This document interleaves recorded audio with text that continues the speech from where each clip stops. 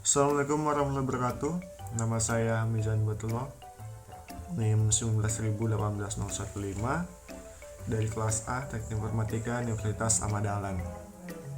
Pada video kali ini, saya akan mempresentasikan pengimplementasian basis data terhadap kasus pilihan gitu ya.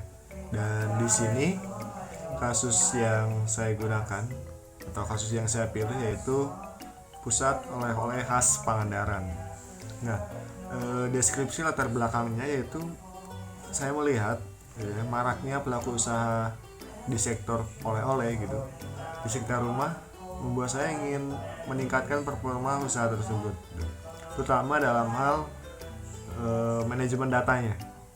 Karena pengolahan data yang saya temukan gitu masih menggunakan proses manual seperti halnya pembukuan,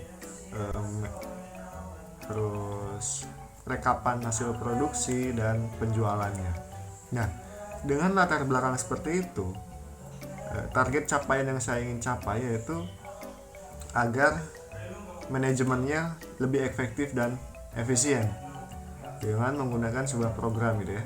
Program yang mampu mengolah data menjadi informasi yang dibutuhkan oleh pelaku usaha. Nah, melihat seperti itu, saya langsung lanjut ke identifikasi data yang diperlukan. Nah, di sini ada 3 buah data yang diperlukan. Yang pertama pelayan, data oleh-oleh, dan data transaksi.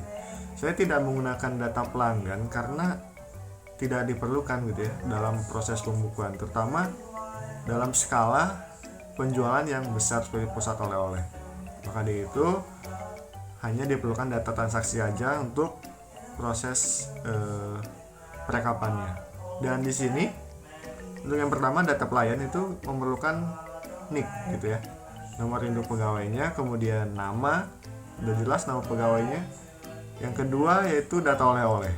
Nah, data oleh-oleh ini ada 4 atribut gitu ya, 4 data. Yang pertama kode makanan ya, kemudian jenis makanan. Di sini saya menggunakan 2 jenis yaitu seafood dan pisang gitu ya.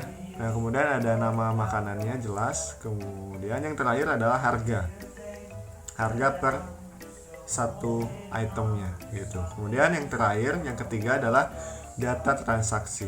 Dalam data transaksi ini sama ada 4 juga. Yang pertama ada kode transaksi, udah jelas itu. Kemudian tanggal belinya, banyak barang atau banyak item, kemudian total. Nah, dari ketiga data ini saya buat contoh isian datanya. Yang pertama itu data pelayan. Di sini sudah saya masukkan 5 pelayan itu dengan nomor induk kerjanya. Kemudian ada data oleh-oleh. Di sini sudah saya masukkan juga IKN 01, IKN 02 sampai IKN 10 sampai IKN 10 ya. Nah, ini ada juga jenis oleh-olehnya, seafood dan pisang. Harga juga termasuk di sini. Kemudian yang terakhir adalah data transaksinya, ada kode transaksi, tanggal beli, nama item, banyak item, total. Kemudian pelayan gitu ya. Ini nama pelayannya nanti. Nah, dari contoh isian ini saya buat dikelompokkan lagi lebih kecil, yaitu atribut dan entitasnya. Di sini ada 4 entitas dengan masing-masing atributnya. Pelayan itu atributnya nick sama nama, kemudian oleh-oleh yaitu kode makanan, nama dan banyak item, kemudian jenis oleh-oleh gitu ya, itu jenis oleh dan harganya. Yang terakhir adalah kode transaksi. Nah, di sini total harga ini saya kasih tanda kurung ini karena ini adalah hasil perhitungan dari entitas lain gitu. Setelah atribut dan entitas kita ketahui, selanjutnya adalah membuat R diagram. Sini sudah saya buat semuanya beserta kardinalitas, partisipasi gitu ya. Kita mulai dari yang pertama, urutan pertama itu pelayan. Sini ya, pelayan kardinalitasnya atau ya kardinalitasnya itu one to many. Pelayan ini berelasi dengan oleh-oleh ketika ada transaksi. Nah, karena ini adalah many to many, maka menghasilkan tabel entitas baru gitu ya, yaitu transaksi. Ya, di transaksi ini udah jelas kita memasukkan kode transaksi, tanggal transaksi, barang item, dan total. Ya, ini adalah tabel baru yang dihasilkan dari kardinalitas yang many to many. Nah, kenapa disebut many to many? Karena kita melihat dari kardinalitas maksimalnya, kardinalitas maksimum, yaitu yang sebelah kanan. Sini ya, ini kanan, ini kanan. Jadi di sini satu pelayan dapat melayani gitu ya, melakukan transaksi ketika ada transaksi itu ke banyak oleh-oleh seperti itu. Oke. Kemudian lanjut dari oleh-oleh ke jenis oleh-oleh. Di sini berelasi gitu ya, karena terdiri gitu ya. Karena oleh-oleh ini terdiri dari jenis oleh-oleh. Oke, kardinalitas yang dipakainya adalah one to many. Nah, kenapa disebut one to many? Karena satu jenis oleh-oleh ini punya oleh-oleh atau punya banyak itemnya itu lebih banyak lagi gitu ya, lebih dari satu seperti itu. Nah, dan ditandai dengan tanda panah. Nah, tanda panah ini urutannya adalah mengarah ke kardinalitas yang paling kecil, yaitu 1 seperti itu. Nah, oke, itu untuk kardinalitasnya. Kemudian partisipasi itu ada dua teman-teman, yaitu partisipasi total dan parsial. Nah, untuk yang parsial itu ditandai dengan single line, dan total partisipasi ditandai itu dengan double line. Di sini bisa kita lihat untuk double line itu ada di oleh-oleh ke jenis oleh. Ya, ini partisipasi total. Sisanya yaitu parsial. Oke. Itu deh R diagramnya, teman-teman. Setelah kita membuat R diagram, kita tentunya akan menghasilkan sebuah tabel baru gitu ya. Di sini kita masukkan lagi, berarti di sini ada totalnya, ada berapa tabel sih? 1 2 3 4. Ada 4 tabel.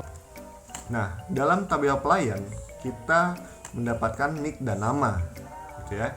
Kemudian di tabel oleh-oleh kita mendapatkan kode makanan, nama, dan banyak item. Yang terakhir dulu tabel jenis oleh, yaitu jenis oleh dan harga. Yang terakhir adalah tabel transaksi. Di sini di dalam tabel transaksi kita memasukkan kode transaksinya, kemudian nicknya, kode makanan, tanggal transaksi, banyak item, dan total.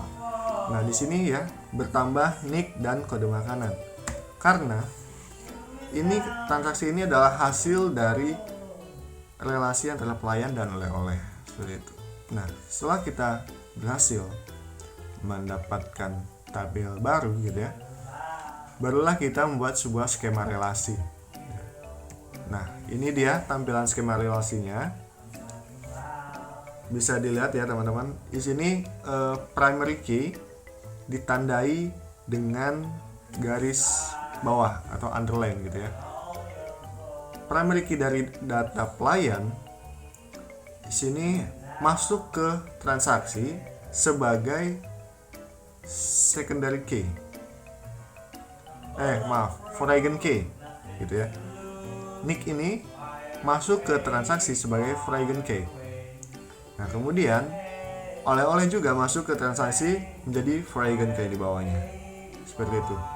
Dan setiap tabel itu hanya memiliki satu primary key. Perlu digarisbawahi ya. Satu primary key, satu tabel. Tidak bisa satu tabel itu dua primary key. Oke, itu dia untuk tabel transaksi. Kemudian lanjut lagi ke sini. Oleh-oleh. Nah, oleh-oleh ini memanggil gitu ya primary key dari jenis oleh dan masuk ke dalam tabel oleh-oleh sebagai foreign key. Nah, seperti itu teman-teman. Sudah jelas skema realisasinya. Demikian yang bisa saya sampaikan. Semoga dapat dimengerti dan dapat dipahami. Mohon maaf apabila ada kesalahan dalam penyampaian maupun dalam penyajian datanya.